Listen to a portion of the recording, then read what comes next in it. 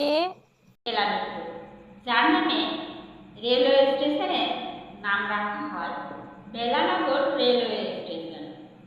স্বাধীনতার ইতিহাসে এক বিস্মিত বিড়ম্বনা বেলা মিত্র। একজন নারীর সাহস কি ইতিহাস বদলে দিতে পারে?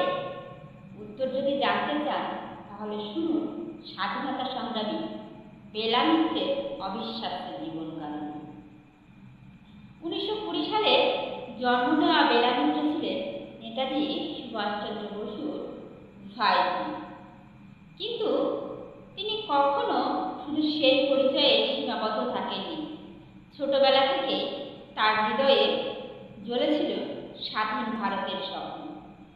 স্বাধীনতা সংগ্রামী হরিদাস মিত্রকে বিয়ে করার পর তিনি আরও সক্রিয়ভাবে স্বাধীনতা আন্দোলনে যুক্ত হন। আজাদ হিন্দ ফৌজের জন্য গোপনে বার্তা পৌঁছে দেওয়া, বিপ্লবীদের নিরাপদে আশ্রয় দেওয়া, বিপদের মুখ থেকেও দেশের কাজ করে দেওয়া, এসবই ছিল তার নিত্যদিনের দায়িত্ব। 1945 সালে ব্রিটিশ সরকার তার স্বামী হরিদাস মিত্রকে মৃত্যুদণ্ডের আদেশ দেয়। কিন্তু বেলা মিত্র হাল ছাড়েননি। তিনি একের পর এক চেষ্টা চালিয়ে যান। শেষ পর্যন্ত মহাত্মা গান্ধীর হস্তক্ষেপে সেই মৃত্যুদণ্ড পরিবর্তিত হয়ে যায় কারাদণ্ডে। একজন স্ত্রীর ভালোবাসা, সাহস এবং অদম্য ইচ্ছাশক্তি একটি জীবনকে ফিরিয়ে আনে। দেশ স্বাধীন হওয়ার পরও তিনি থেমে থাকেননি।